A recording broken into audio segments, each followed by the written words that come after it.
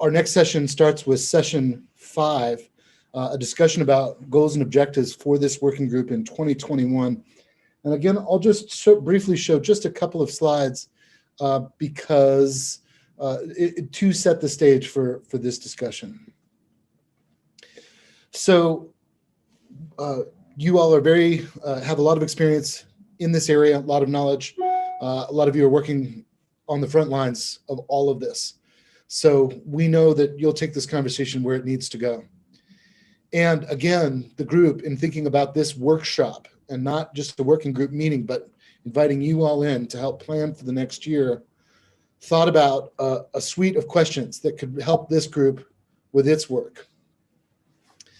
Just like in the public session, where we heard some examples, where people asked us to look at some places where some adaptation planning has either worked or where there's been difficulties. Several were highlighted in the public session. We are interested in hearing from you all about recent examples of phased or flexible approaches that you'd like to highlight.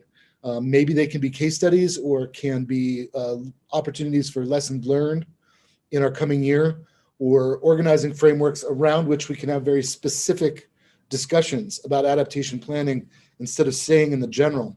So if anybody wants to talk about recent examples or successful or challenges that you've seen that you'd like this group to evaluate, that's great. I'm also happy to hear about specific issues or initiatives you'd like to see the group address in the coming year. Ideas about what you think can be accomplished, things that are ripe or ready or on the cusp that deserve a little bit more attention, or that could be helped by this group of elected officials and commissioners. Again, lessons learned that you've seen, or how we can get together to advance efforts for funding, both for planning and for projects. Additional questions could include, do you see changes to the working group structure that you think would be useful? And again, and we got several very useful comments from this during public comment period. Are there specific communities, interests, agencies, or groups? Who would you like this group to consult with and learn from? And again, we got some great comments on that in the public session. So I will open it up to discussion among our attendants here. And this is, I'd like to give 2 tools for managing the queue, because I want to make the most of the time while also not being too heavy-handed or stilted about conversation. So please, if you'd like to, if you have a general comment or a conversation you'd like to start, if you use in your participants window, if at the bottom of your screen there you see where 61 participants and you hit that button, you have the ability to raise your hand electronically. And then I'll know that you're in the queue and you want to join.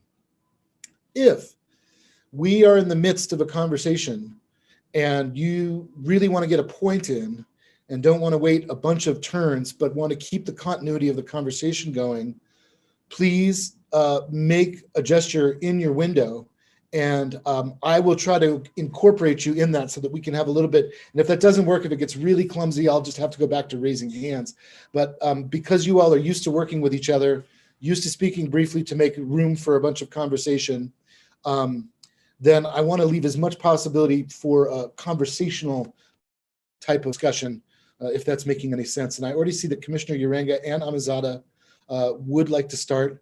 And so I'm happy to go in that order. And again, please, if you'd like to speak, please raise your hand in the participant window or capture my attention here, and we'll go from there. Commissioner Uranga, please. I hope, yeah, that works too. And I hope I pronounced your name correctly. If I didn't, I apologize. Well, you pronounce it the anglicized way, Uranga, but it's Uranga with the Spanish pronunciation, but that's okay. It's been like that all my life. So, one of the things that did come out during the public comment is, and one of them that's most important to me, obviously, is the whole issue of the equity lens.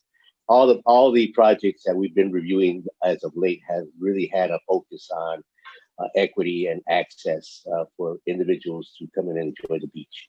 Along with that has been the issue about armoring and kicking environmental issues down the beach, down the coast, when we're looking at projects that require or need, riprap or any other kinds of armoring devices that in order to protect what's already there. So having said that, I think one of the most important issues that we need to look at is also having expanded inclusion with getting other stakeholders involved in many of these projects that come before us. A few that come into mind, obviously, is the State Lands Commission, the Army, the Corps of Engineers, and the maybe even the Department of Interior when we're dealing with issues, and especially concerning sea level rise. So I think we have the commission is being challenged to look at these projects with that kind of lens, and we need to continue to have inclusion as a part of it with our the social justice and equity issues that come involved as these projects come to us. I'm from a beach city, obviously Long Beach. I'm also a member of the League of Cities Board of Directors. As I don't see him up here. I don't know if he's still here. Our councilman from down in Imperial Beach, and we've talked, offline on some of these issues through the Coastal Cities Caucus in the League of Cities.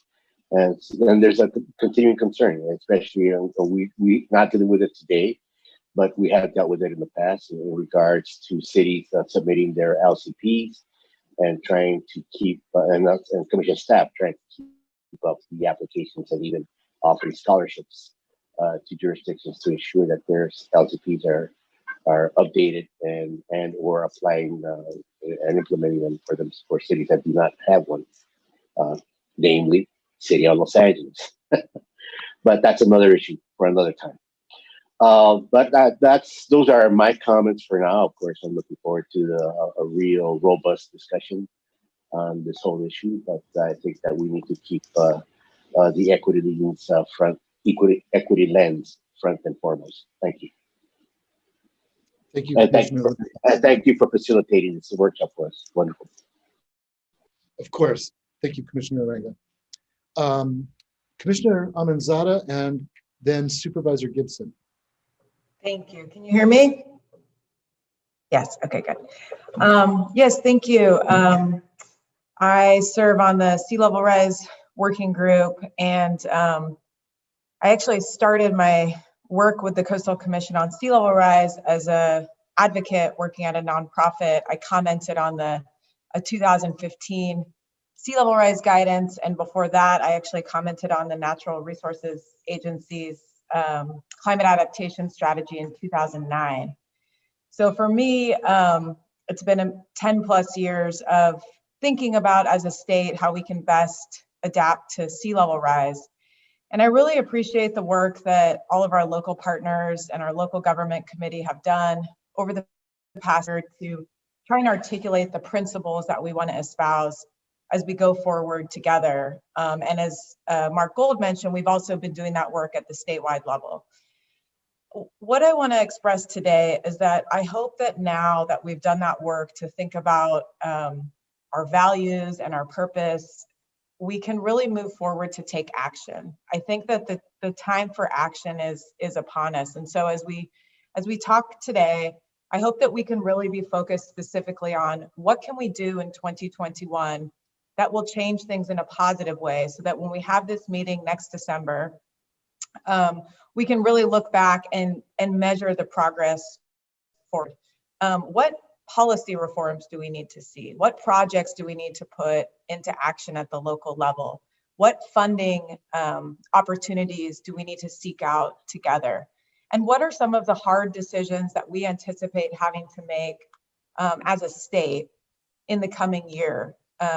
Whether it's coastal armoring or infrastructure relocation or protection or other such efforts. So I just want to encourage us to really hold ourselves to account, and I hold myself to account of what we are actually doing, because the feeling is that every month when we sit on the dais and we consider various projects before us, I'm worried we're losing beach that we will never get back.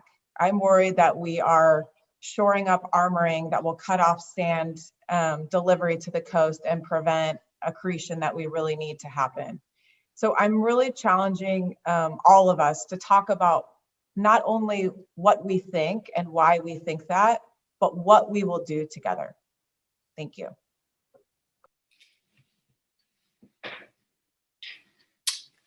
Thank you. Thank you, Please go Caitlin. ahead, Bruce. And then I've got Ed. Yeah, Yes, please. thanks. Let me start by endorsing Commissioner Almanzada's desire to see stuff get done. I'm a card-carrying member, as are many CSAC supervisors, of the Get Stuff Done Party. That's our credo, and so I look forward to having something concrete to report. I'd like to go back and touch on the equity lens that Commissioner Uranga brought up. And, we tend to think of sea level rise adaptation often as the cost of that adaptation is falling to private property owners.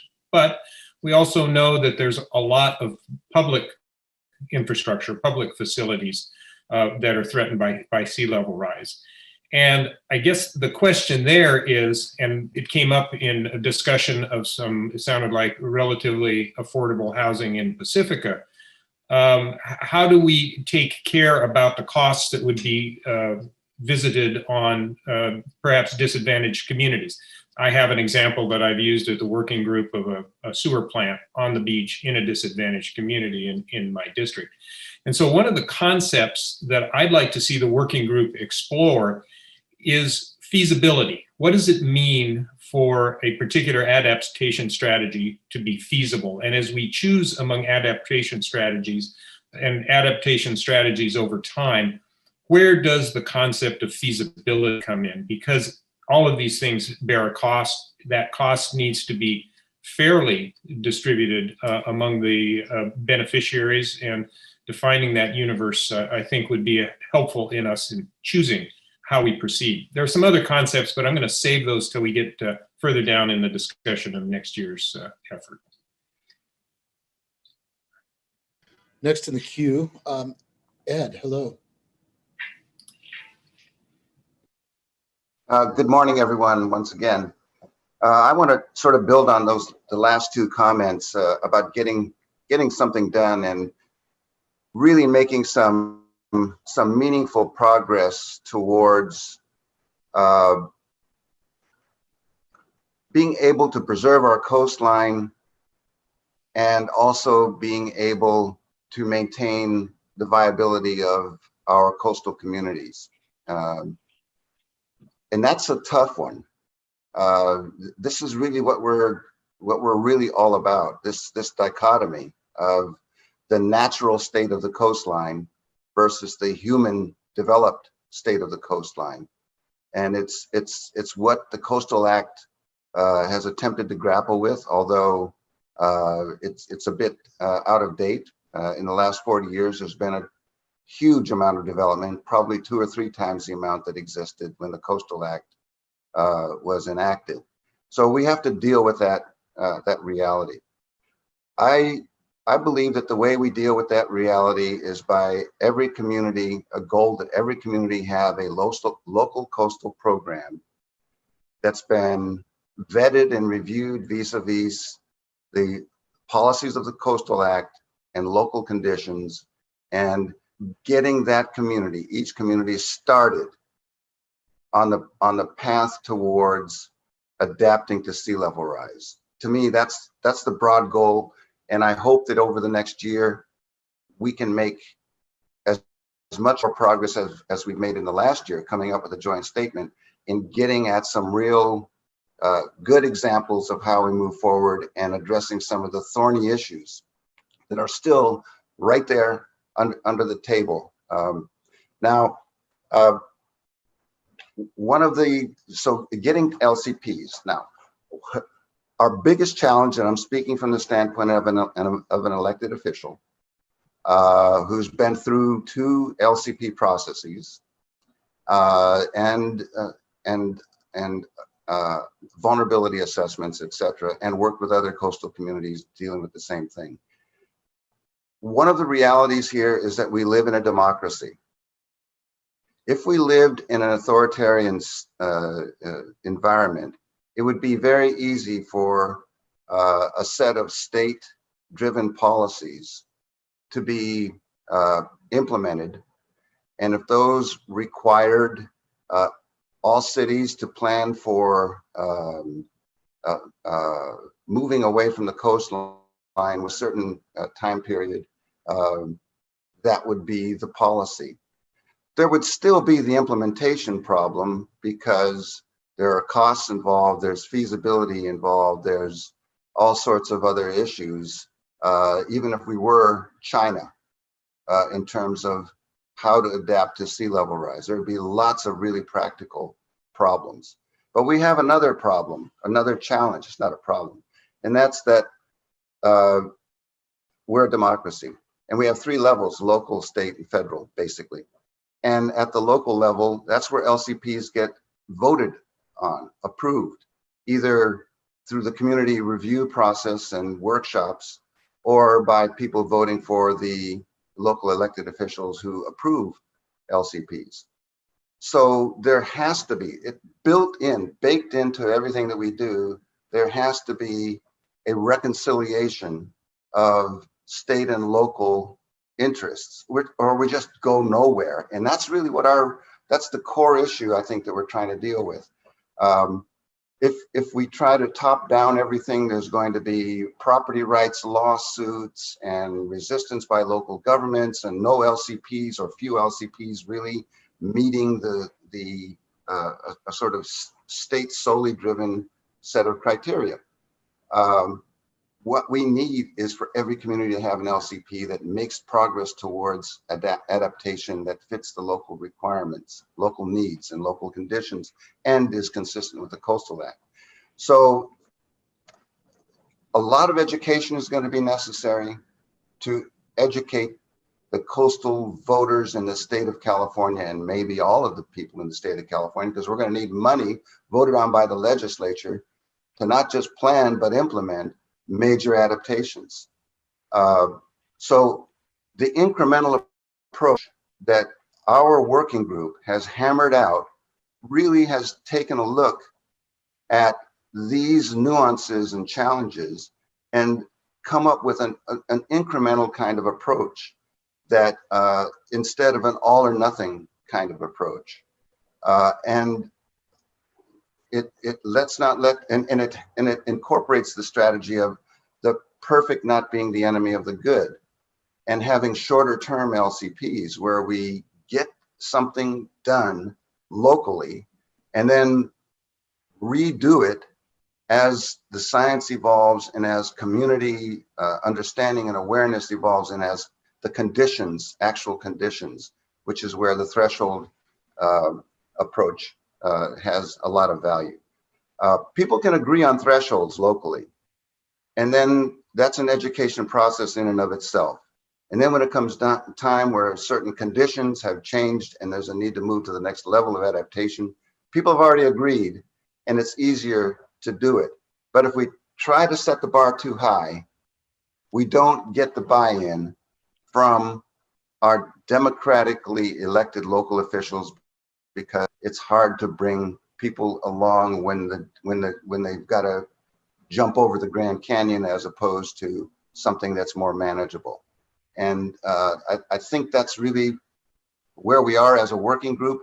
I hope we can stick with this this philosophy and this approach and get a lot of progress in every coastal community, so that as a state, we're looking a lot better a few years down the road than we are now in terms of having the ability to manage adaptation to sea level rise in a practical way.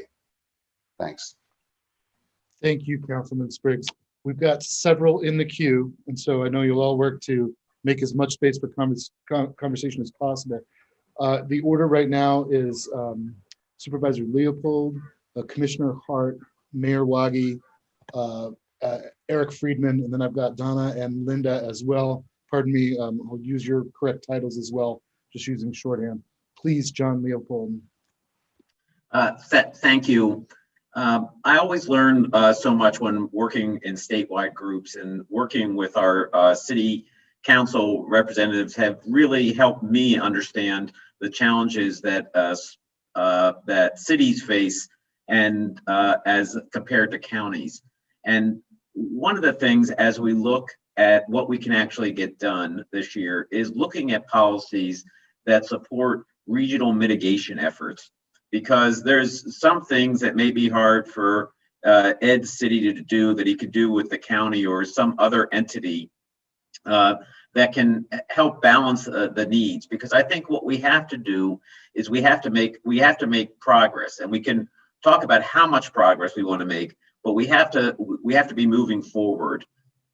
It's going to be important for the commission to understand that local communities are trying to use the best science available, are making progress on addressing climate change and sea level rise, but we're not going to be able to get it all done in our next LCP. We are making significant progress, and I think it's going to be important to have a broad view of what that will look like. For example, Commissioner Urgana, probably butchered that name, sorry, talked about equity and access, right? And so in beaches in the community that I serve, sea level rise will wipe out the beaches. How do we create alternative forms of access? Because just letting managed retreat or unmanaged retreat happen won't give us more beach. So let's think creatively about what that access could look like and how we can do it. We need to work very hard with the governor's office and the legislature to provide funding, because if we're going to start preparing for these things and have policies, we need local communities are going to need resources. And the Coastal Commission could work with the state agencies and state government to condition funding on having an approved LCP or having climate adaptation planning going on to encourage communities to do that. These are things that could be take place. Lastly, one of the things we've talked about in our group is doing some case studies. So commissioners and everyone knows about the local processes that go on. In the community of Santa Cruz, we've done extensive outreach, and we worked very hard and spent 2 years on a process that's going to be coming before you in the coming months. It's going to be hard in the 3 minutes that we have to communicate with you about what that process looks like. But there might be some lessons learned in the process that we went through in terms of community education and outreach, and the ways in which we try to take a look at the issue. So I'm hopeful that by continuing to work together, we can make some real progress in the coming year. Thank you. Thank you. Commissioner Hart. Thanks so much. And I want to join my fellow commissioners in expressing my gratitude for the time that the working group has spent on this and the excellent ideas that are coming forward. And I know we're all very excited to produce results from these conversations, and I know we all look forward to that. My comment is sort of a combination of a comment and a question, and it really has to do with the need, in my opinion, to integrate our state parks and other major, really primarily state parks into these discussions, because I think about, well, first of all, that for so many participants here, the chance of adaptation lies in the opportunities to restore and expand coastal marshes and wetlands. And each community, each representative that is here today and along the coast has state parks, generally, I would say, within their district, and should be looking to working with the State Parks Department on adaptation plans and sea level rise plans. State Parks has 25% of the California coast under its care, and I just think that they're an essential partner to this conversation. To me, it just seems that I know that this is obviously based on all of our local jurisdictions, but I do think it would be very helpful to have them involved. So that's a question really to our executive director, Ainsworth, and to our staff, whether that's just outside the realm of this conversation or whether that would make sense. Yeah, through the chair, it's going to be up to the working group who's going to be participating in it. But I concur with you, Commissioner Hart, that State Parks is a critical partner in this, because, as you say, many of our jurisdictions have state parks. And in my own town here, Ventura, we have state parks. I look at the item we dealt with last week, the Capistrano Beach Park there, just up coast is, Doheny State Beach, have the same issues that we were dealing with around erosion of the beach and those facilities. So looking at it in a larger context, and this is this idea expanding out more regionally, and bringing those partners in. In the working group, we can certainly talk about, we're talking about subgroups and bringing other agencies in to have these discussions to get that integration together. So I think it can be on the table. Thank you. Thank you, everybody. Mayor Wagi. Thank you very much. And Jack mentioned some of the same points I was going to make about our regional approach. Commissioner Hart makes a good point that state parks has a huge investment in what's going to happen with sea level rise. And that's part and parcel, I think, of our effort to look at the region, not just our individual cities or the counties too, for that matter. But I think from discussions with our county colleagues, I think we're opening our eyes to the possibility of those kinds of regional solutions, because sometimes the city by itself may not be able to accomplish what it would like to for coastal access. And I think a regional approach, bringing in state parks in some way, I'll defer to Jack on how it's going to happen. But I think the other point too is when we move forward next year, we are the policymakers. We're asking what we can get done. I think we're going to be looking at we're going to bring in staff who have some expertise on how to get things done. So we want to start looking forward to transform, as Bruce Gibson mentioned, how do we start getting something done, put it on paper, some policies that will actually be workable. I think that's where the staff can help us translate our desires into concrete action.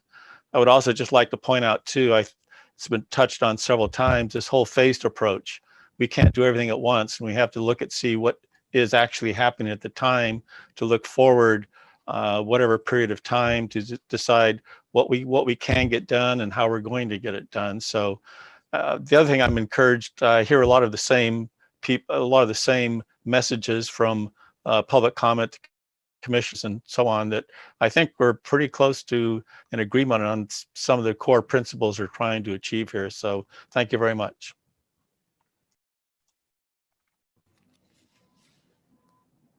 Councilmember Friedman. Thank you very much. It's a real honor to be here and participate in this discussion with all of you. Most of what's been said is I'm in concurrence with it, as is our local city. Just a few things to build upon that. I'm on our local sea level rise adaptation plan subcommittee from our city council. And one of the issues, because it came up sort of in our conversation here today, was the issue of equity. And we have a set of guiding principles that we included within our plan. And that was one that we included and made sure to have as a specific set of our guiding principles. So I think it's important that we all recognize that, and as we build our own local plans. Just a couple of things to add on is that one is the issue going forward of regional collaboration. I think it serves a benefit for us at our local levels to allow for flexibility, but it also will help you as a coastal commission working with larger regions that allows the flexibility, but you're not looking at one specific city. For example, we have, it was mentioned by my colleague in public comment, Christy Weir from Ventura, an organization called Beacon, the Beach Erosion Authority. And what that is, for those who aren't familiar with it, is that it's a JPA of Ventura and Santa Barbara counties along with our coastal cities, and it extends from Point Conception down to the LA Ventura County line.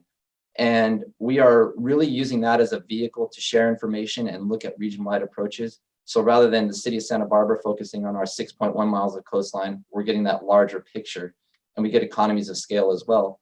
And it would also help the Coastal Commission, because then you might be able to deal with and work with Beacon on looking at these issues. So we get that statewide consistency that we're all looking for from you, but also the flexibility that we have with Beacon.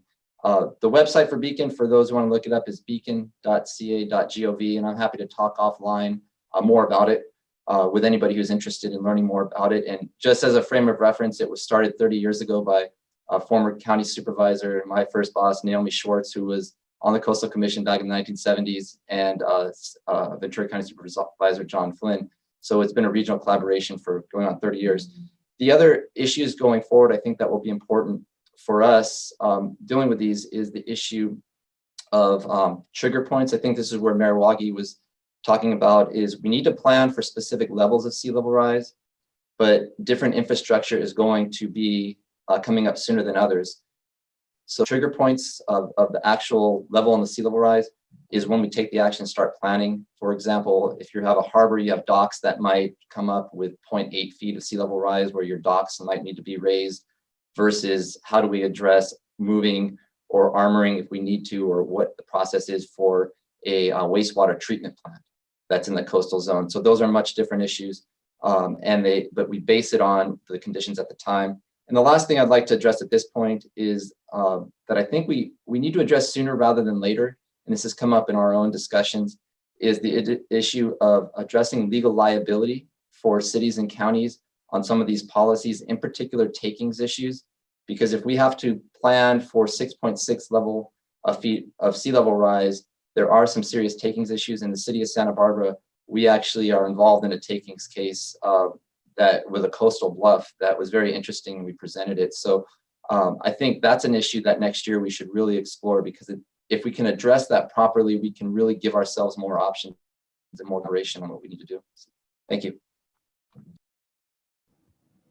Commissioner Brownsley. Thank you, Kaylin. I just, of course, want to join with the other commissioners in my thanks to not only their work and the staff work on this issue, but the local government officials. I want to say that, I do believe this work is really important. It was great news to hear from Commissioner Gold, Deputy Secretary Gold, about the funding, because I think that's a critical issue in terms of effectuating action on these issues. I came to this meeting kind of filled with dread and with hope. Dread because given the experience we've all had with COVID in the last year,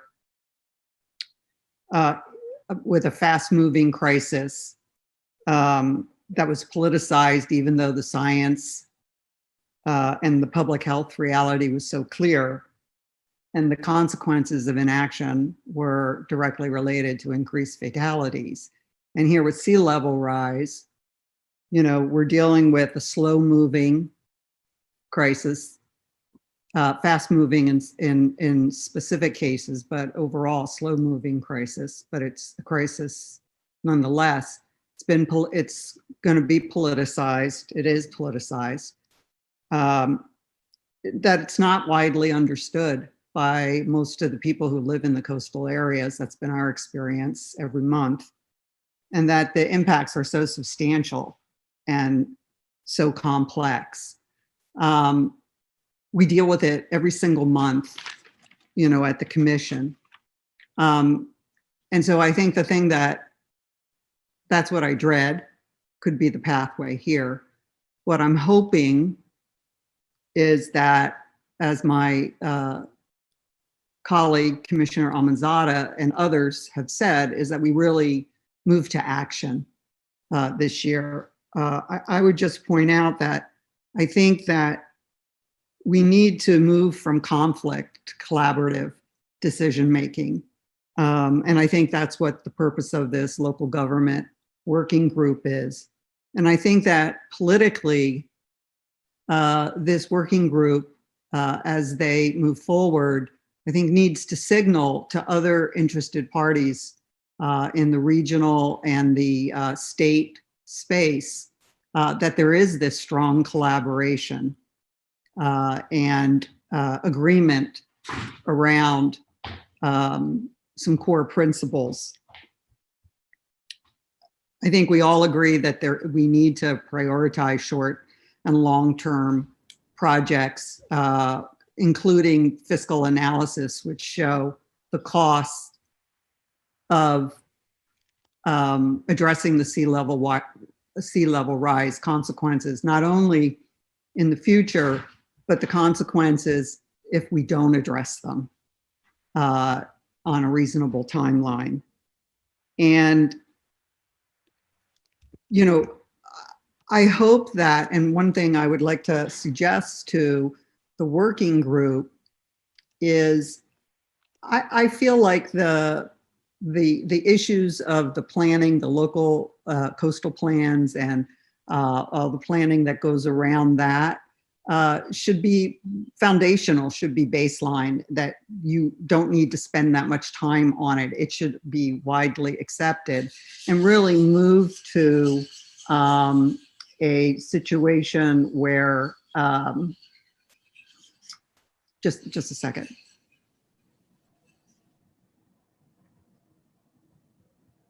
Sorry about that. I had a spousal interruption there. And that there should be focus on perhaps this group identifying specific projects that perhaps would be a good model for mitigation, would be a good model for adaptation strategies, natural adaptation strategies that addresses a complex public infrastructure issue, that looks at the options when looking at local parks or regional parks, state parks, and beaches, that looks at, so that it becomes, and I know that there are information and data banks in different state entities that can provide some examples, but I think what it would be most helpful for, I think, the various communities up and down the state is to see that there are successful projects and to see the complexity and see the problem solving, but also see how much time and energy it takes, because I think that's going to be one of the foundational challenges. But my final comment is, I just want to say that for the purposes of solving this issue, and the thing that gives me hope is if we can, the commission and the local government officials can strongly signal to those other stakeholders that there is true collaboration, true sharing of technical and decision-making to achieve the best that can be hoped for in these coastal communities, to protect access, to protect the beaches and the ecosystems, to actively protect and enhance the environmental justice communities in this process and the unique characteristics of our coastal communities. So I just throw that as a lot on the table, but those are just my thoughts. And of course, I wish you all the best. Thank you, Commissioner. Supervisor Hopkins.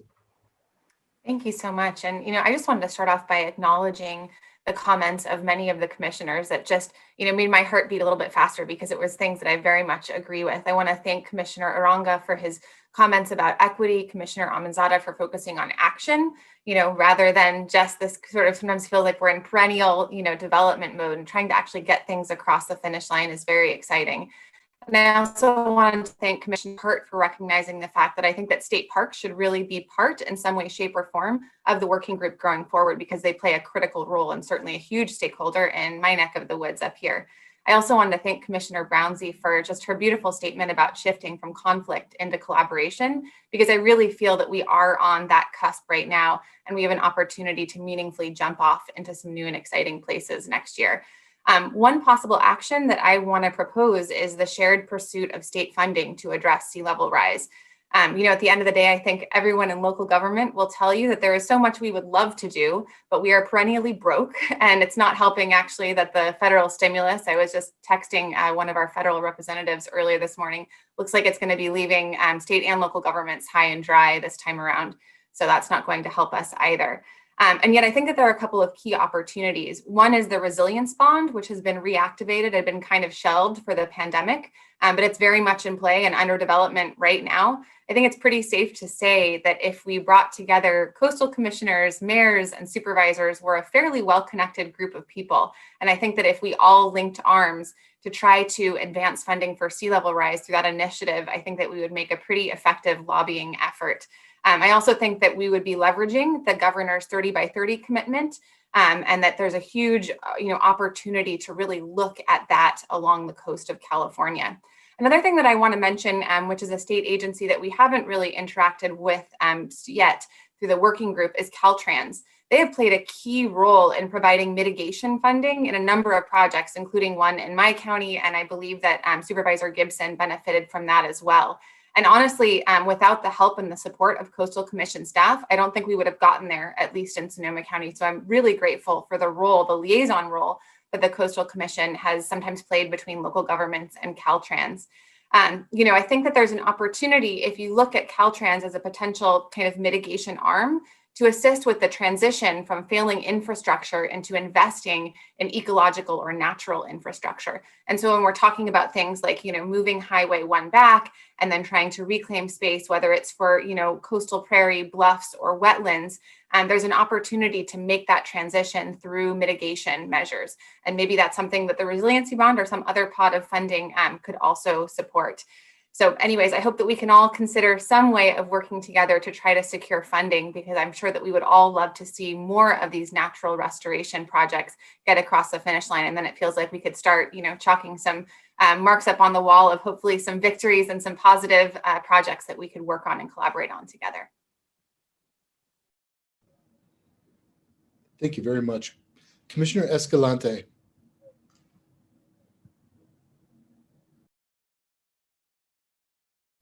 Thank you so much. I'm sorry, I have technical difficulties here.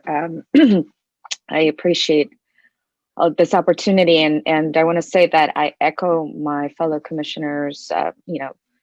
There's been so many of you that have spoken up right now about Wilson, Groom, Manzada, and Brownsea. I think I align myself very much with what you all have said. I also appreciate what Sonoma County Supervisor Hopkins has said. All of it rang very true for me, and I do appreciate that we have had this process, and has been slowly getting better and better. So much gratitude to all, and included the public for all of their input. And for me, like Commissioner Uranga, the equity issue is a top of mind, and it's comes up on almost everything that we decide on and we discuss. And I am from inland LA County, and I have always worked in the coastal zone. So for me, the loss of beaches, armor development is sort of an unbearable cost to Californians, and most Californians will never be able to live on the coast, and but all of us can set our foot in the sandy beaches. So access to nature for me, and as we can see, Commissioner Gold has mentioned, for the administration is a huge priority. Access to nature for all is, for me, a basic human right that should be protected as much as clean and safe drinking water and air. So I agree with the fellow commissioners, and in 2021, we should move forward some actions and some measurable progress that we do together, definitely around funding. I think it's absolutely imperative, and we will have that opportunity, not just around the bond discussion, but also around some legislation. And also, to work closely with the administration, as we see we have a friendly partner there to advance some of these conversations, including what I find to be one of the most essential pieces, which will be the public education aspect of all of this and the conversation with the public. So, I guess at the end of my questions, something that I would like to hear, if it's possible, from our partners is what type of, what have we learned thus far about these conversations with the coastal stakeholders about the reality of sea level rise, the projections, around their coast, the impacts of not just sort of their homes or their infrastructure or whatever development is under threat. Sort of what those, so far, maybe that's one of the things that we can measure progress on. I'd love to hear next year some examples of what these conversations or these efforts have been done. Of course, also with an equity lens, meaning not just sort of the stakeholders, that have that most immediate to lose, but also those of us who, depend on this public trust. So I think the LA Times has been doing great work thus far, but I think that, there needs to be a lot more amplification and discussion of this. And one of the most important things from all of this, I think, is to present to the public that we're facing a very clear and present danger, that even though in some places it might be a slowly occurring coming problem, as we see in the Coastal Commission every month, it is very real and very present to us up and down the coast. So I think that being very truthful about the urgency of this crisis is important, and that we do fight back against this narrative, which is a false narrative, that this is somehow a battle between communist environmentalists that want to take the land of, greedy oligarchs at the coast. I don't think it's, the reality is that this is a problem for all of us Californians. We have a stake, all of us, in the game, that, and our mandate is that, we have to protect the public trust, and we want to make sure that we have a future that's resilient and that we have a good chance at survival, and not just that, but to thrive, in that it's equitable. So I'll drop the mic with that. Thank you. Thank you. Commissioner Groom. Thank you.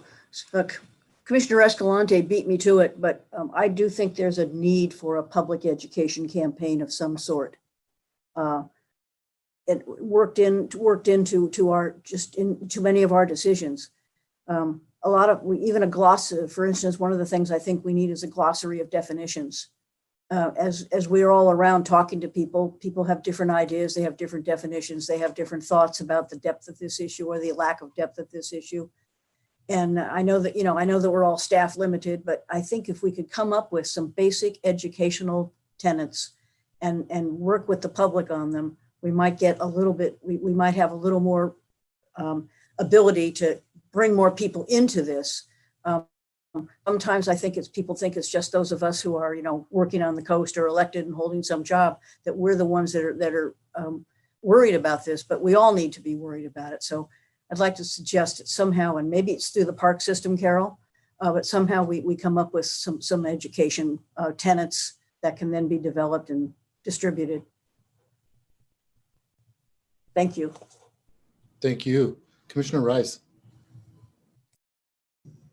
Yeah, good morning. And thank you, Kaylin, for so nicely handling, moderating and taking care of us through this meeting. I want to, I'm not going to repeat many of the comments that were made. In fact, I don't think there's a comment that has been made by a commissioner and member of the working group that I don't agree with. I think I just wanted to focus in two areas which I think could be emphasized or maybe haven't been spoken to as directly. And I want to refer my fellow commissioners back to a commission meeting back in November, I believe, of 2019 at Oceana Dunes, when we had a sea level rise adaptation presentation that really resonated for me. It really marched through sort of this phased planning approach, which of course had a big feasibility element built into it.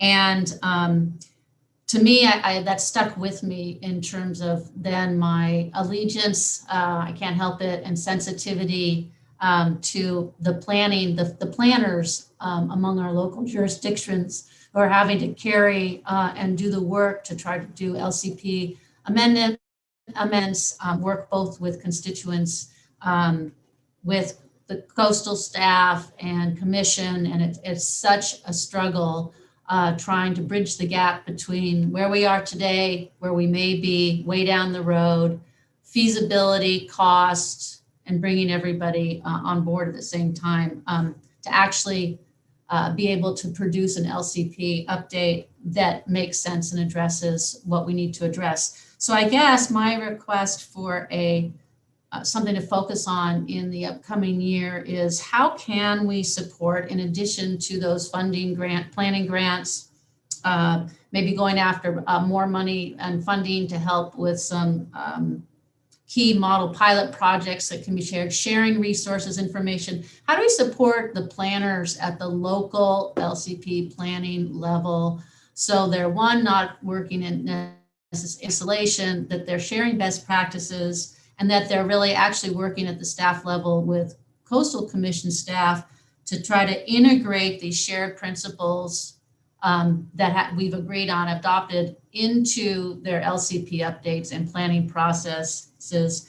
And then key to that, I think, is I believe we need to embrace and find a way to create the tools and mechanisms to build in this feasibility assessment and phased approach planning, which is very easy to see is necessary on huge infrastructure projects. And I'm not sure how it plays out at the local private property level with a private project. But those are my observations, thoughts, comments, and if they may, hope they made sense. And I look forward to the rest of the morning.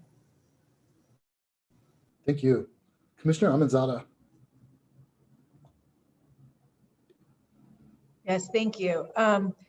I realized that I sort of threw down the charge to everybody to offer specific ideas for the coming year, but I didn't share any of my own. So I'll just very briefly offer a couple of things that I've been thinking about. One is sort of picks up on what Supervisor Spriggs said, which is that we need to partner around education and outreach. And I would put a finer point on it, which is that I believe that we need to really have a targeted effort towards homeowners and property owners in the coastal zone. I know that CAL FIRE provides maps and I believe notification of homeowners that are in high danger fire areas. But part of, I think, the dynamic that we're all experiencing, and that which we often experience with the real estate community, is a lack of sort of shared recognition of the science and the projections. And so the Ocean Protection Council and the Ocean Science Trust provide new updates about expected sea level rise and inundation every other year. And I think that this is information that should be shared regularly with homeowners, as well as some of the basic information about not only coastal access requirements, which I think our enforcement team would support, but also just the guidelines around what we want to see in terms of adaptation. I think that could make a huge difference in sort of dissolving some of the us versus them, the conflict that Commissioner Brownsy described, and really bring us all to the same page of advance notice of what we know is going to happen in certain areas and a shared sense of what the tools are to address those. We've also heard from Commissioner Hart and others about the opportunities in state parks. And so some focused effort in the coming year there, not only in state parks, but in other open space areas to look at the opportunities to meet the governor's 30% conservation by 2030 mandate would be fantastic. We've been talking to Heal the Bay and others about the potential to remove barriers in state parks and how that could help sediment flows. And there are a number of nature-based adaptation strategies that we can look at within our own state lands. So those are, I guess, are two things that I would throw out there that I'm really interested in working on in the coming year. I'd love to hear other ideas, and I'd love partnership from any local partners or other commissioners on those or other ideas. Thank you. Thank you. Commissioner Uranga. Thank you, Tripoli, and excellent conversation. Really appreciated. But we have to look at the big picture here, and the big picture is climate change. And I think we really haven't adapted to that and considered that as of course, the motivating factor as to why we're having issues with our beaches. And I think that it might be a little premature at this point. But I think we need to expand this conversation to deal with the whole issue about climate change and getting our freeways clear from here in Long Beach. This is where I'm coming from. Is that we have a big port, a big port complex with LA and combined being one of the largest in the world. And we have a lot of issues in our highways. So we got our 710 freeway, Long Beach Freeway, and the 405, and a lot of truck traffic going around out there and dirtying and polluting our air and consequently polluting everything else that goes around it. So I think we need to expand the message that climate change affects our beaches and affects what's going on with sea level rise and the warming of our globe. And we need to expand and get more involved statewide and nationally with the whole issue about climate change and how it affects our coastal communities. I'm just throwing that out there as something that we need to look at. We do have a lot on our plate, so we probably will need to focus on a couple of projects specifically to have some successes. Otherwise, we'll be hitting against the wall every time, and we won't be as seen as successful in our efforts until we get a few successes behind us, so that we can grow on those and expand on them. So just a few random thoughts, if you will. Thank you. Commissioner Wilson. Thanks. I'll try not to hit on too many things that people have done before. And again, you're doing a great job, Caitlin, on this, managing this. I just wanted to remind us that, as Linda Hopkins has said in the past, the only option to, if you're not going to do managed retreat, then all it is unmanaged retreat in some regards for most of the state. And so, and I also just kind of want to touch on sort of the tension that we have talked about with regards to the private entities, with regards to private property owners and the state in this issue, because a lot of what we're talking about, linking arms with relationship to funding for regional planning and those sorts of things, if we're asking taxpayers and we're asking the state as a whole to be helpful in providing funding for these regional planning things, we really have to be clear about how those efforts protect the public trust, resources, the public trust access and equity in that process. And we just can't have sole focus, pinned down to on a point by point, property owner by property owner basis. And I think it's going to be really important.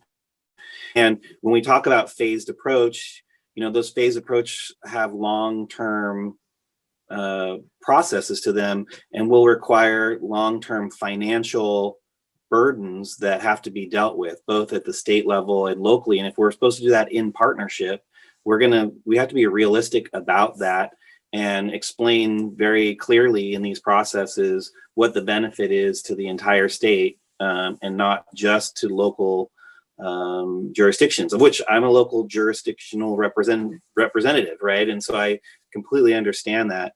And so that's why, we've been talking about more and more of these collaborations and even functionally making them more established through local joint powers authorities or hazard districts or those sorts of things. I just want to make sure that we're keeping that in mind as we look at these things, because we've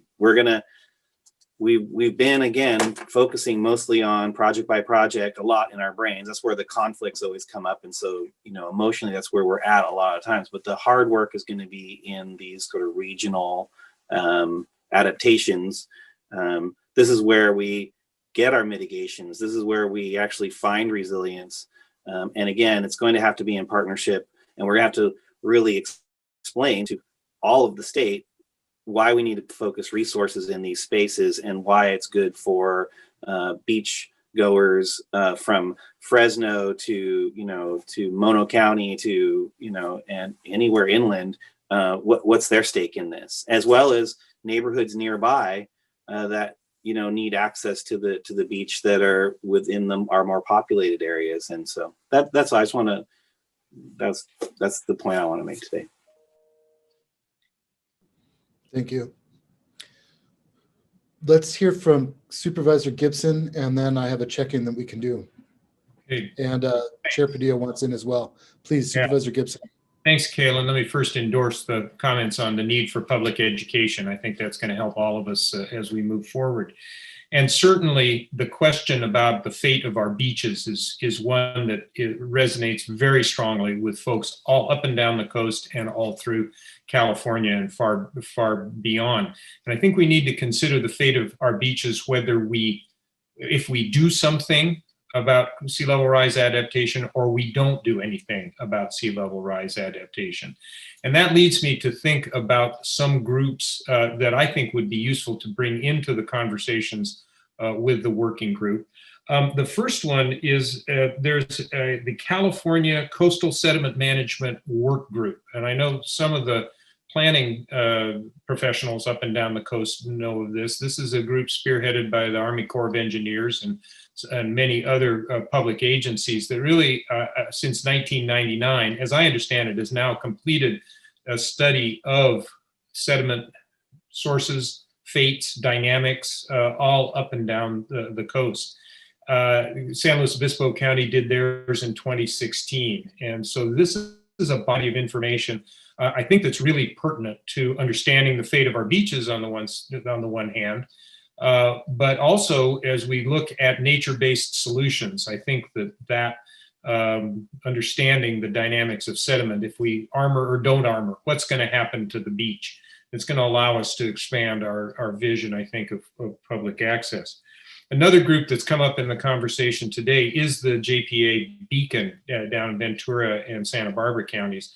And what I think they're useful is we have a regional model there. We have 2 counties and several cities that are involved in that, specifically about beach erosion. I think they're really pertinent to the conversation.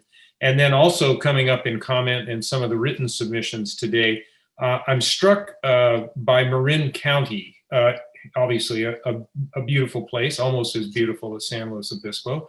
But it has a particular variety of situations that I think would be useful for us to study, both open, beaches open to the ocean, the incredible Tamales Bay and all the situations up and down there. And I think as we look at case studies, that would be a place where we could really, in a fairly concentrated area and within a single jurisdiction, look at variations, local variations from one point to another.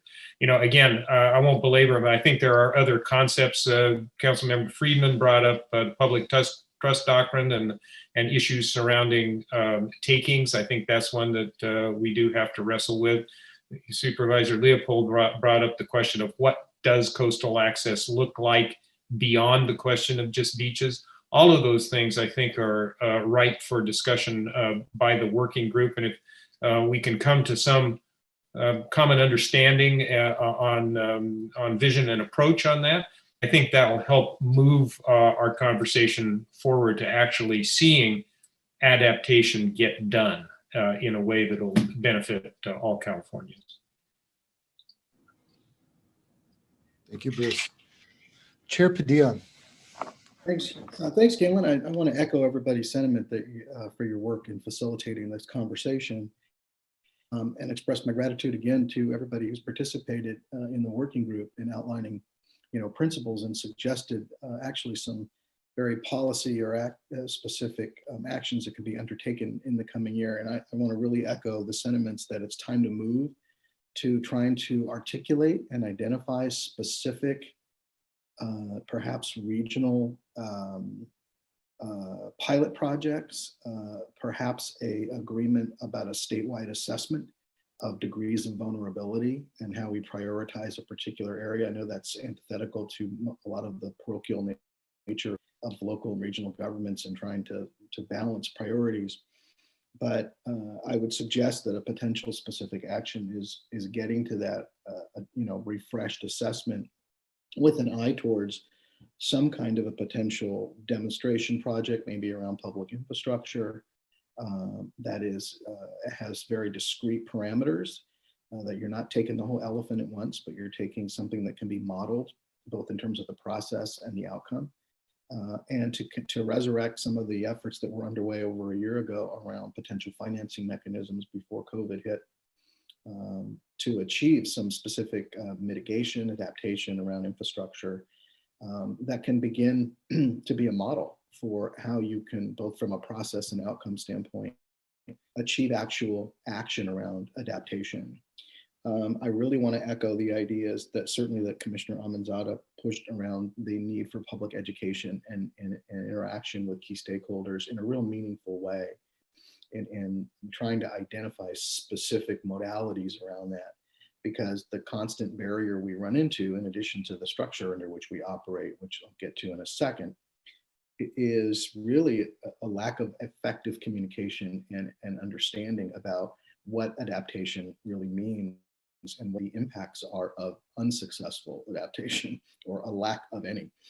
And I think that that is another discrete, specific, tangible type of program that perhaps we could jointly put some definition around, advocate for, and secure support for, and then actually facilitate content. And I think part of that has to be really dealing with just being blunt, particularly with all stakeholders in the coastal zone of California, about what failure looks like, not as a scare tactic, but to understand that this isn't just about, some environmental crusade. This is about protecting resources, access, really addressing inequities.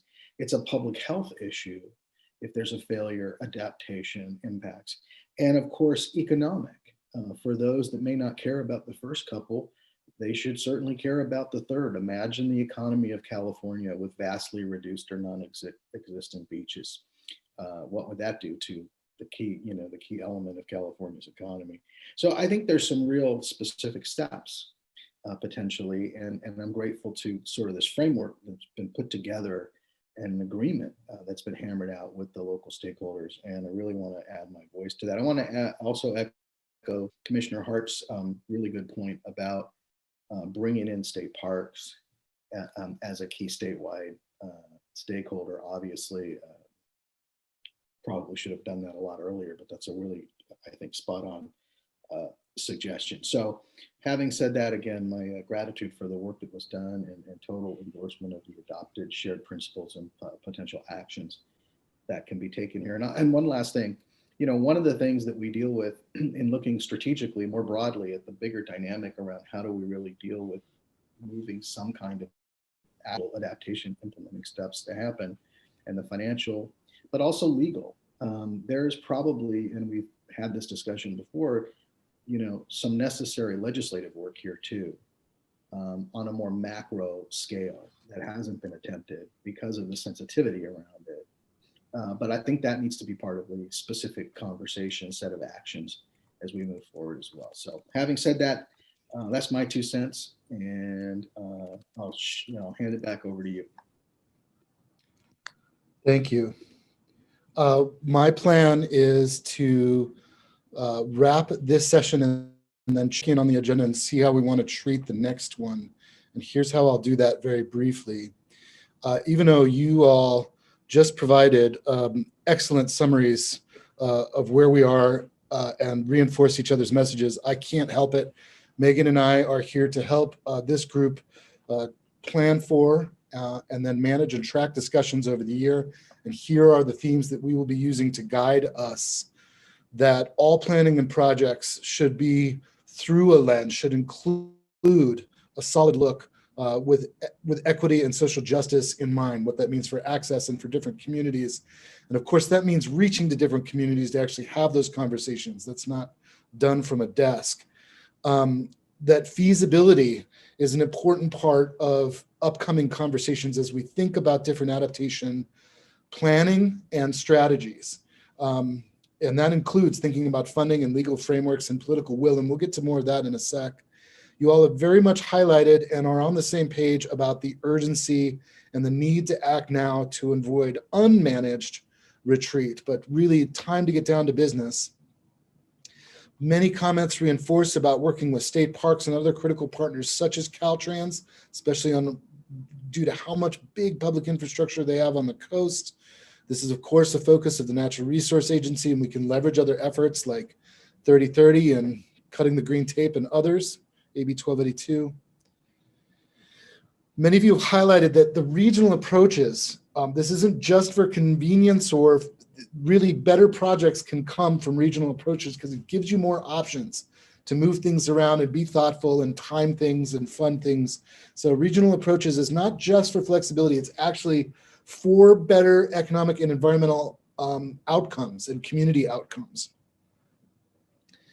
A very difficult but necessary and conversation that we'll all be having for as long as we have them, conversations about triggers, thresholds, phased approach, recognizing that some infrastructure is facing things sooner than others, and that the rates of sea level rise are rising in different places. Okay, so here was a big part of your conversations, and there were two really big themes when it comes to community education and general education, so that we as California are getting on the same page. The two themes were, it's important to meet people where they are, because if you try to force things too early, it can be counterproductive to the entire effort, to everything that we're trying to do to advance the conversations, to do good planning, to do phase planning, to do regional and adaptive approaches. If you can't meet people where they are, you can actually set things back. However, that doesn't mean that we throw our hands up in the air and say, oh, it's too hard, or the political will isn't here. I heard everybody say that we all need to be together on public education, advancing discussion, common messages together, focusing on the implications and the consequences, not as a fear tactic, but to really highlight what's going on. Similar theme about moving from conflict to collaboration, that's actually on all of us. If we go together to seek funding, we can likely be more effective. Would be great. This was a specific quest for this working group in terms of really working to consolidate lessons learned from some of the communities that we heard about today and others. Maybe a year from now, we can be building a catalog of those lessons learned. And more than that, can we advance and get more specific with some of this by funding and pilot or case studies that really help planners that are on the front lines learn, adapt, try these new principles? Commissioner Uranga reminds us to think about ultimate drivers, and that there are bigger drivers here that are affecting us on sea level rise and floods and fire, and that we have to do near-term mitigation, and let's not lose sight to the bigger things so that we can discuss that in its appropriate context and make that a part of the understanding and education.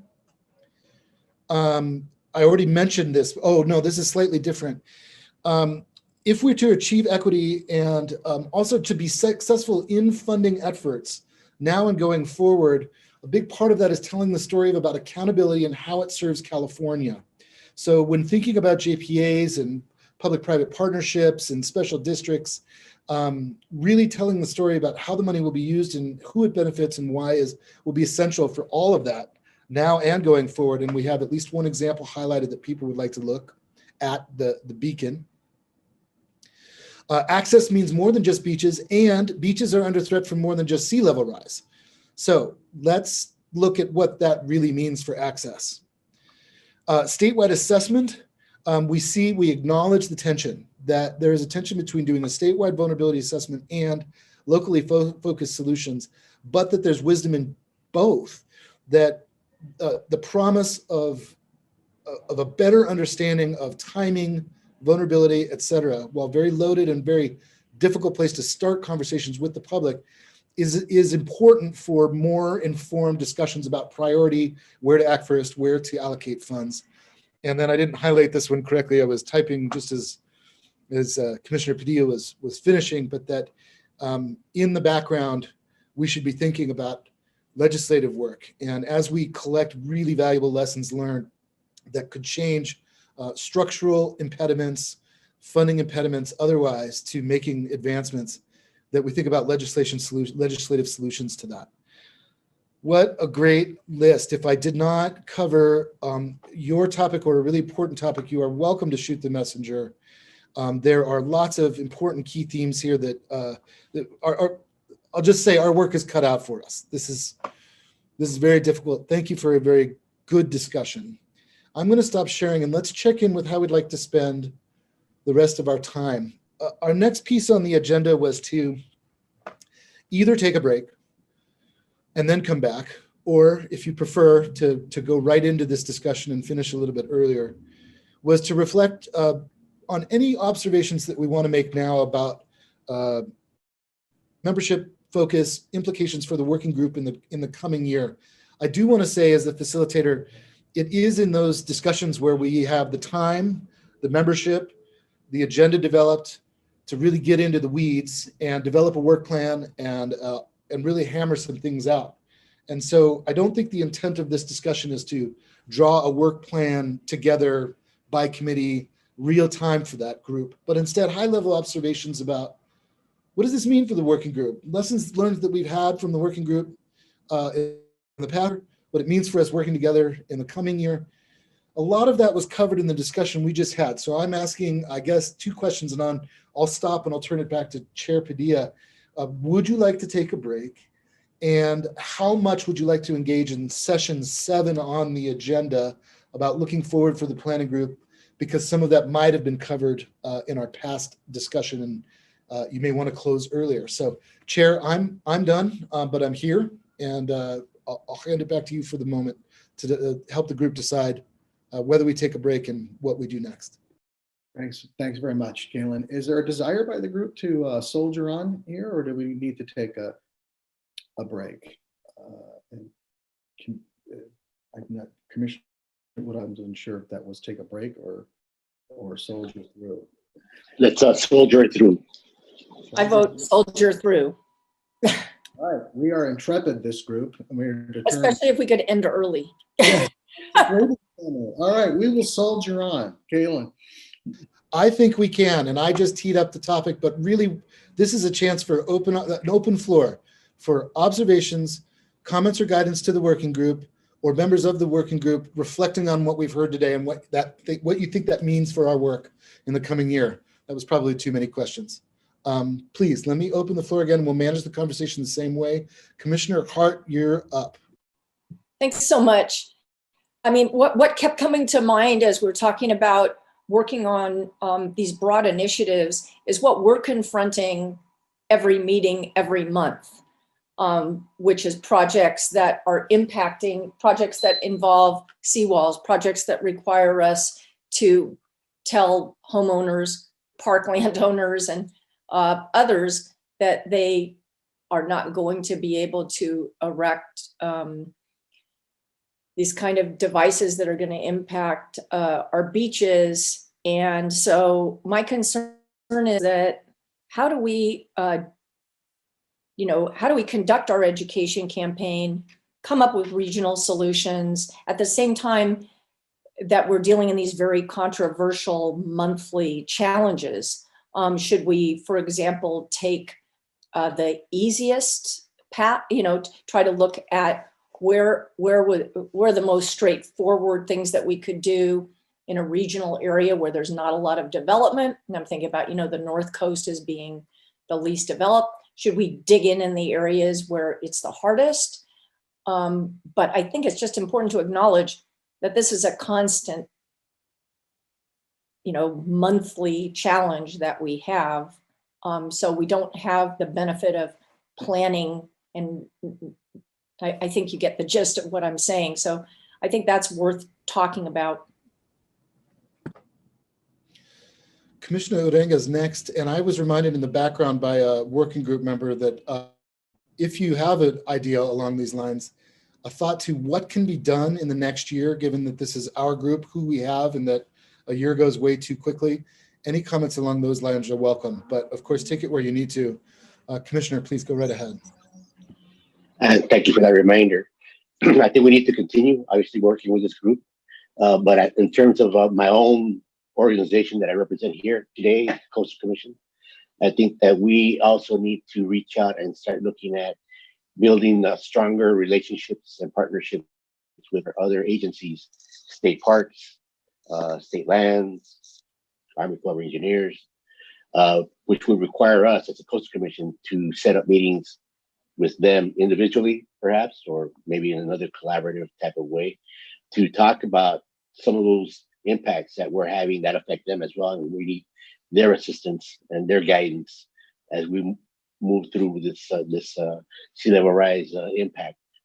And perhaps that would be an idea that the other organizations can look at it as well. So the League of Cities, the Beach Cities Caucus, which I also am a member of, and perhaps the CSAC as well, might want to look at how they can build relationships and collaborations with all these other agencies as well, since especially those counties along up and down the coast. So just throwing that out there as an idea that we might want to look at. Of course, it would require our own individual organizations to make time, which is very valuable at this point. But given the COVID and the pandemic and the opportunity for Zoom meetings, it doesn't take a whole lot of travel, at least for some of us. And hopefully we will be able to make some of these meetings virtual, so that it'd be a lot easier. And we might also want to look at consideration. Now, Jack, if you want to chime in on this, is also presenting more webinars in response to making these types of discussions more available to the general public, and for them to know what it is that what we are doing as not only a working group, but also as what we're doing as our agencies are moving forward with this type of adaptation plan, especially when we're looking at building some resilience for our coast. So those are my comments for now. Thank you. Jack, would you like a moment? Well, that's a lot to take in. My initial thought of all this is no pressure, right? So I think about most of my job today is managing expectations, I feel, and it's important. I really embrace this idea of coming with really actionable items going forward, because it's needed, and with a sense of urgency. That is really what we need. At the same time, the list of things we have is really super ambitious, and I think we do have to manage our expectations a bit. You're really trying to focus in on those most high priority items. And that's going to be, I think, the job of the working group, to figure out how do we take all these ideas and put them in and focus and prioritize the ones that are most important.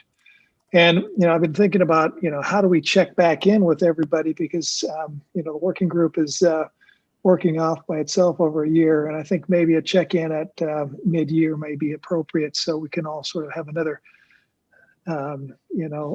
just progress report and going forward.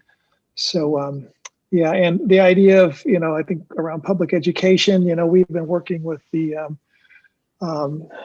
OPC on an education program. Right now it's because they have the funding to do this, a more high level education program around sea level rise, which they've developed and are gearing up to roll out. And Commissioner Almanzada and Commissioner Brownsley, we've talked about a much more focused education program geared towards local governments along the coastline around these really sticky issues. So we're going to continue to do that. The continued collaboration with our agency partners is ongoing across many agencies. For example, we have a public trust project where, how sea level rise is going to affect our public trust lands along with shoreline armoring with the State Lands Commission. We had a federal grant to do that, and we'll be coming out with guidelines within the next 6 months on that effort. So, I'm rambling a bit. There's a lot to take in here, but I so much appreciate all the great ideas, and so thank you. Thank you. Councilmember Briggs. Okay, thank you very much. I really am happy to hear what Jack just said, because having been blessed with a long life and working with a lot of different institutions and organizations, one of the things we have to be aware of as a working group is trying to take on too much beyond what we have a comparative advantage to do. It's called mission creep. Every single idea that has been suggested here is valuable. Every single one of them is on point from a person who knows and is dedicated and committed to moving this whole process forward.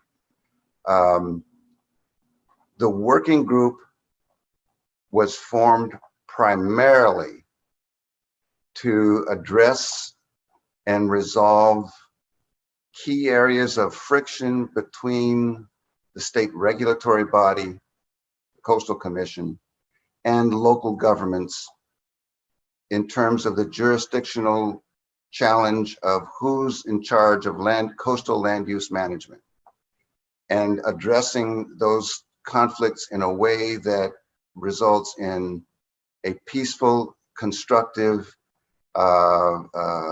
process that benefits the state of California. That dynamic, that relationship between the primary state regulatory body and the local jurisdictions that have to implement coastal land use policies remains, to me, at the core of how we succeed in the state of California in managing our coastal resources for the benefit of all. And if we get too far beyond that, that dynamic, that relationship, and because it has all of these issues, all these key issues in it, in that relationship. Yes, there are other entities, many of them, including local organizations and coalitions, et cetera, that are, have a lot to offer and can weigh in and should. But that core relationship between these organizations that have land use authority that needs to be reconciled when it comes to addressing sea level rise and coastal management, that's really where we need to continue to improve that relationship, or the rest of it isn't going to really matter that much.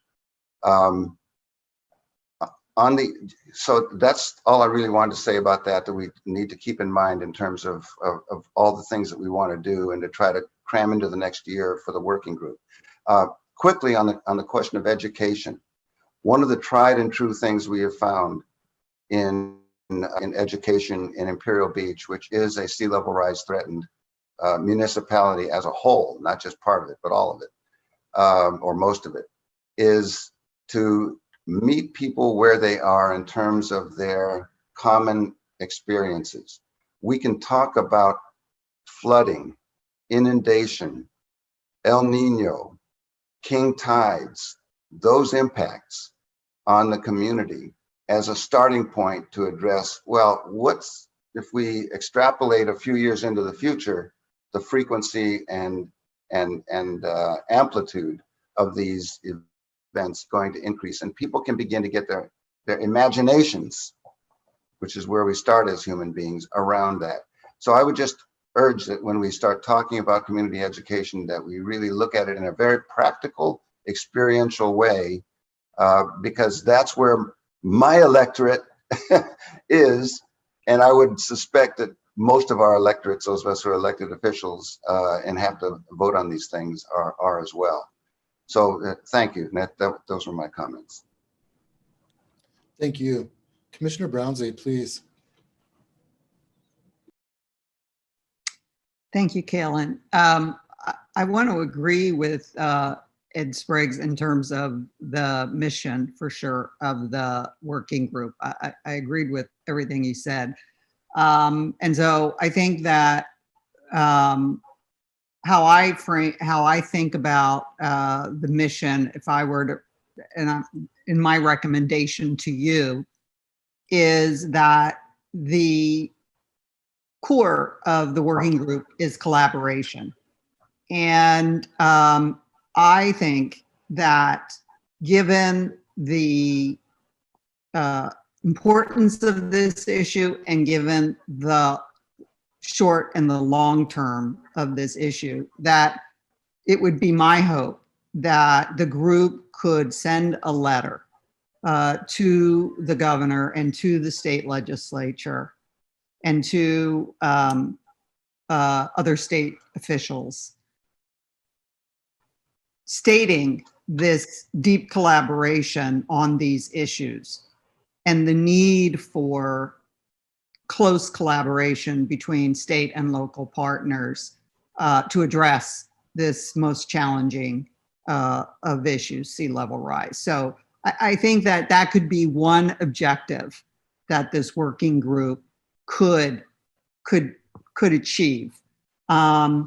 With respect to the other issues, which are the other issues that myself and other commissioners and the local government officials articulated, to me, I think it's just super important to be realistic in terms of what is possible.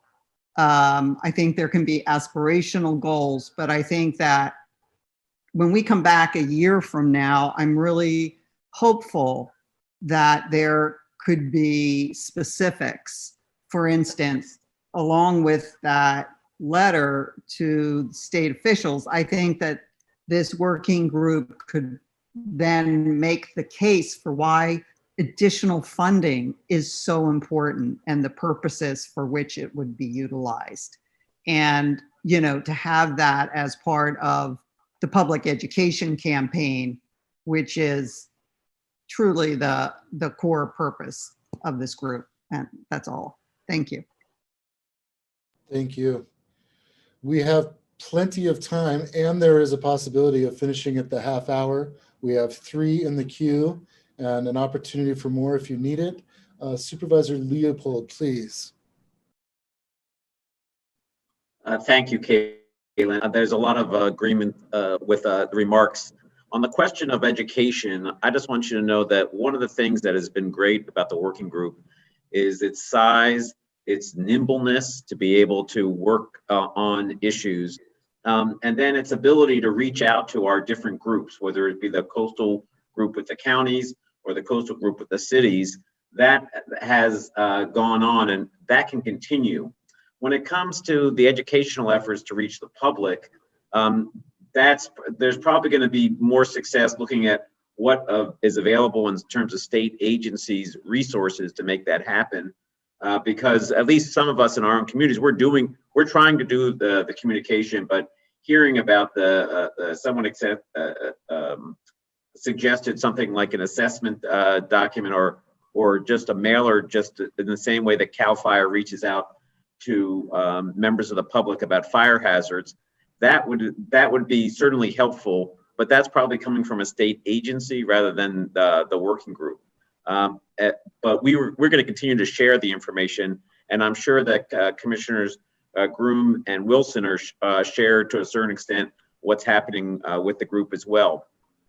I do think that it will be useful for us to do some case studies about what has worked or what are the challenges or what are some of the possible solutions. It was suggested up in Marin County. We've looked at some things in Santa Cruz County. We've looked at a number of different case study areas that might provide us some tools and policy choices that could be used by the commission and look at and how they look at projects. And I'm not exactly sure how quickly we could get that done, but that provides some opportunity to share some information. Lastly, I think that what we could accomplish in, let's say in the next 6 months, is a joint statement from with the working group and our various constituencies and the commission about the need for funding in the resiliency bond that's currently under contemplation. My colleague Supervisor Hopkins mentioned that the joining together of mayors and supervisors and commissioners are a powerful force, and I agree with her in that regard. And we know that this planning is going on now, and we might want to get to the front, and coming together collectively is a powerful force, and that may be something that we can get done in the near term. So thank you. Mayor Wage. Thank you very much. And have to confess, when people are talking about Marin, I moved down here from Marin County. I used to ride my bicycle in West Marin. It's a beautiful area and deserves a lot of attention. I think Supervisor Leopold said a lot of what I was going to say, and also Councilmember Ed Spriggs. I think the size of our working group has worked is such that we've worked very well together. We've been collaborative, and clearly we do need to bring in the experts. Supervisor Gibson mentioned the sedimentation working group. I think those are the kinds of expertise we need to plug in to our efforts to understand what kinds of things we can get done from a scientific, from an engineering standpoint to address these very difficult issues. So I think we need to plug in that expertise. With respect to parks too, state parks, I think we can work with Jack on how to best plug them in at some point. But I think the size of the working group is suitable right now. As I mentioned, we do need to bring in the planners to help translate what our desires are into more concrete foundational ways of coming up with the solutions we're looking for. And I think, again, I'm very pleased to hear what we've talked about today. Again, I'm looking forward to getting started at this point. So I just want to thank everyone's contributions. Bruce. Thank you. Supervisor Gibson, please. Bruce, at this after lunch, it's Bruce. Let me endorse the idea that the working group would like to widen its efforts and bring in some technical experts, planners, scientific technical expertise like those knowledgeable about sediments. I think we could possibly envision a group meeting occasionally that isn't the core group of elected officials that comprise the working group itself. So I think that could be productive for us to synthesize information that would be important. I think the other thing that the working group is really interested in is opening up channels of communication with all the state agencies that are involved in sea level rise adaptation. Mr. Ainsworth mentioned, work between the Coastal Commission and the State Lands Commission on questions of public trust doctrine. That's something that very much would inform the efforts of the working group. And I think that local jurisdictions would very much like to be actively involved with state agencies, whether at least as observers.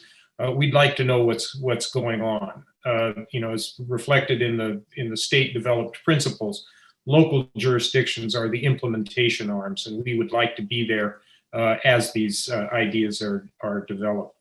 And finally, I do think the working group is about the right size under Kaylin's expert facilitation with help from Ms. Wiley. We've done some really good stuff. I would like to thank and salute my colleague Supervisor Leopold, who will be leaving the county delegation with this meeting. John has provided a tremendous amount of insight. He's been right in the midst of the development of a local coastal program update for this county of Santa Cruz that's coming before your commission here shortly. It's got some very innovative thinking in it. We're certainly gonna miss him in the day-to-day actions of the working group, but hope that he remains our friend and contributor in whatever else he might do. And so thank you all again for your time in participating in this. And if I may, Commissioner Hart, you're next. I'd like to extend the same message. Thank you so much, and you're not off the hook, to Council Member and Mayor Pro Tem Jill Hardy.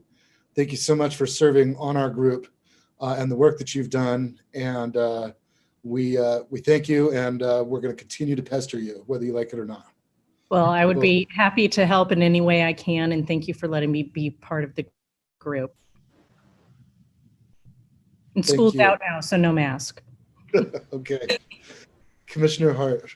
Thanks so much. The one thing that I think is rather pressing is what Supervisor Hopkins brought up with regard to forming sort of a joint effort to approach the resilience bond, because I think that's, going to be really ramping up in January. So I think that it would be very helpful. Commissioner Brownsie, Amanzada,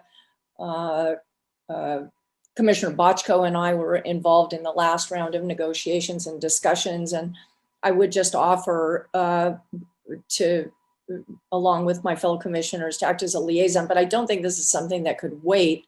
So I am hoping that the working group will reach out. I'm certainly available if you'd like to reach out to me. And also on the state parks issue, I have a long history with state parks. I was on the State Parks Commission for 15 years, and I was recently a parks director here in Sonoma County. Be happy to work with the working group to move forward on the relationship with state parks and get them involved. So I'm hoping that we'll hear from you, or that it will be facilitated by commission staff so that we can get to work on the bond. Thank you.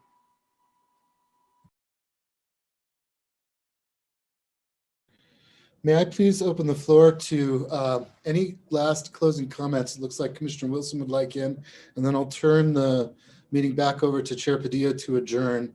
I think we can give you a couple of minutes back to your day. Great discussion. Commissioner Wilson?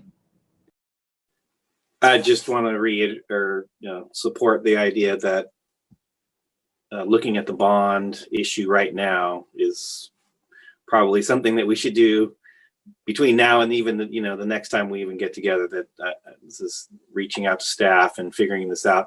And of course, we because of Brown Act issues, we do need to be careful of how many people are all talking to each other. But I'll ask Jack and staff to maybe help manage for that if they could, and let's see what we can do to get that going.